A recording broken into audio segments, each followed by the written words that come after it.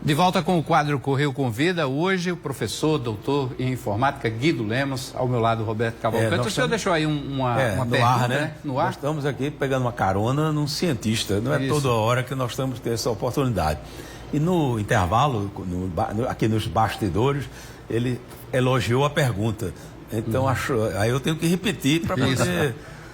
na verdade, numa colazinha aqui, se falou sobre um desenvolvimento de um produto chamado middleware de Ginga, que é adotado como padrão do Sistema Brasileiro de Televisão Digital. E na minha texto, e também por outros países da América Latina e África. Aí eu perguntei, Guido, me diga uma coisa, por que países como Japão, Singapura, Coreia do Sul, Estados Unidos, China, não adotam este padrão brasileiro? A resposta está com o cientista. Pois é, assim, esse contexto de tecnologia, né, o que a gente, no nosso caso específico, a gente está construindo o que a gente chama de mundo digital. E esse mundo digital tem espaços, e esses espaços são ocupados, né? E a disputa por território, né, se a gente for para o extremo, é uma guerra. A gente chama isso de guerra cibernética. Então é a guerra por espaços como os da televisão de vocês. Em casa a gente tem na nossa televisão um processador com um espaçozinho de memória para gravar alguns aplicativos, alguns softwares.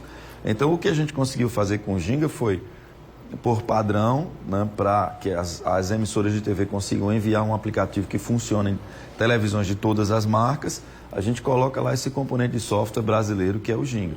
Então, aí um trabalho, né, do Ministério das Relações Exteriores. Eu participei de várias missões diplomáticas na América do Sul, na África, que aí era uma estratégia do governo, né, de tentar o seguinte: bom, normalmente a América do Sul compra da Europa, né? As tecnologias europeias vêm para cá. Aí, a estratégia do governo, fomos no Chile, fomos na Argentina, fomos no Uruguai, na Bolívia, N vezes divulgar essa tecnologia brasileira e oferecer uma parceria, né, no uso, no desenvolvimento, e conseguimos conquistar a América do Sul, alguns países na América Latina, conseguimos conquistar alguns países na África. Por que não o Japão? Por que não os Estados Unidos? Porque vivemos uma guerra. Os americanos, eles são os vencedores dessa guerra. Se a gente for olhar, o que é que tem em nosso celular? O que é que tem em nossa TV? O que é que tem em nosso computador? Quais são os softwares que estão ali instalados e que capturam nossa atenção? A maioria deles é americano. Então, essa guerra é muito explícita na China. Na China, tem determinados softwares americanos que são proibidos. Senão, o pessoal é proibido de usar. Tem as versões chinesas, né? Porque quando você usa uma máquina de busca, você usa um software qualquer, aquelas informações são processadas em última instância de onde vem a guerra. Em última instância, vai tudo para a NSA, que é a Agência de Segurança Nacional Americana. Se eles sentem alguma ameaça, eles processam as informações de todos nós, porque tudo que a gente fala, todos os vídeos que a gente transmite, em algum momento passa num componente de software americano. Então, é literalmente uma guerra. A gente conseguiu ocupar o espaço, né, no Brasil. As televisões brasileiras têm um componente de software brasileiro e precisa ser usado de maneira, né, adequada. E conseguimos nessa guerra, graças ao trabalho do Itamaraty, né, do Ministério das Relações Exteriores, exportar essa tecnologia para outros países. Aí tem a questão da presença e tem a questão dos negócios, né? Quando a gente coloca um componente de software brasileiro lá, que foi desenvolvido, foi criado, parte do que foi feito aqui por professores, alunos aqui da UFPB, é óbvio que empresas brasileiras têm um diferencial competitivo na produção, né, desse componente de software e na venda, na exportação. Então a gente virou o jogo. Ao invés de importar esse componente de software, esse middle, a gente exporta. A gente exporta para todos esses países aí. Então, mas é uma guerra. É um televisor desses que nós compramos no mercado nacional, de origem sempre estrangeiro, marcas mundiais, eles, para serem vendidos no Brasil, eles recebem essa tecnologia brasileira? Isso. Como é que funciona? A cadeia, né, de fabricação dos televisores. Isso. Então, os chips, a gente está vivendo uma crise hoje, inclusive os americanos, né, se organizando para quebrar um pouco isso. Basicamente são feitos na China, Taiwan, ali no Oriente. Então, os chips, aí software, aí começam as camadas de software. Aí você tem camadas de software que vem dos Estados Unidos, No caso do Ginga, do Mi do Ginga, a gente envia o software para a China.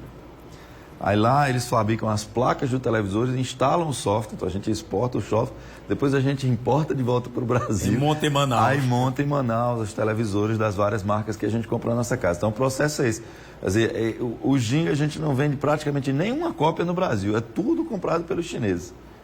Que eles fabricam esses equipamentos que estão nas TVs. Né? Eles montam lá as pecinhas do quebra-cabeça, né? Partes vêm dos Estados Unidos, partes daqui, para dali, monta tudo.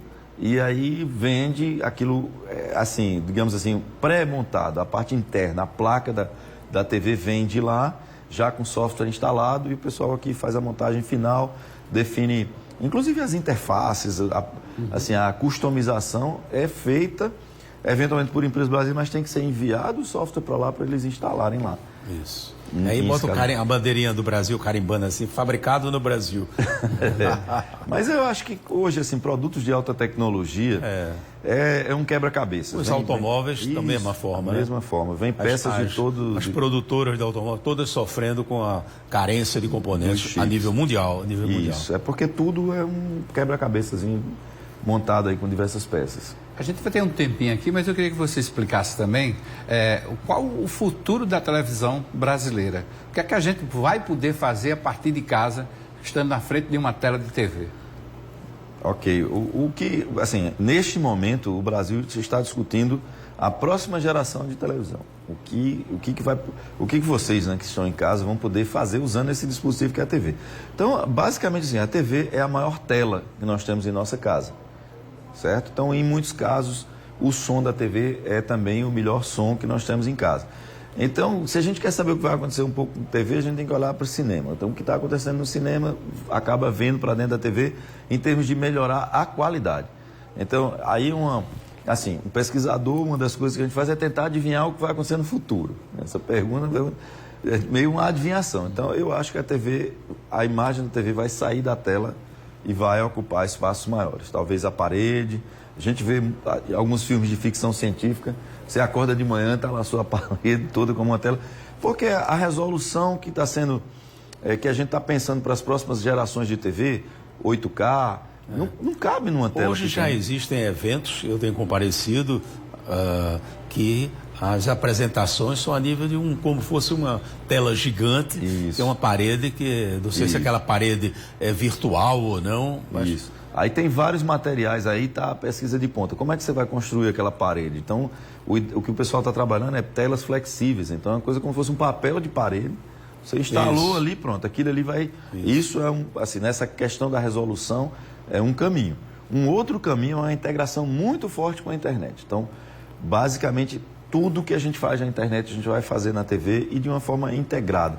A gente vai ter aplicações que usam a tela da TV, que é a melhor tela, inclusive talvez vire nossa parede, né? Junto com a parte de interação ali. Você tem um teclado, tem uma coisa que você já está acostumado a teclar rápido no celular. Os computadores, celulares e a televisão estão aprendendo a escutar. Então a gente vai falar com a TV, né? E a TV também está começando a aprender a enxergar. Então a gente também vai se comunicar com a TV através de gestos, mesmo sem saber que está fazendo isso. Como? Né? Por exemplo, a decisão de uma propaganda que vai ser apresentada no intervalo no bloco comercial pode levar em consideração se você está triste, se você está feliz, se você está animado, se está com raiva. Por exemplo, um jogo de futebol, tem um gol, tem gente que vai ficar contente, tem gente que vai ficar com raiva. Então a propaganda que você bota para um pode ser diferente para o outro. Customizada. Isso, a personalização com base, né, em informações que a TV vai capturar, porque ela vai aprender a enxergar, ela vai aprender a escutar.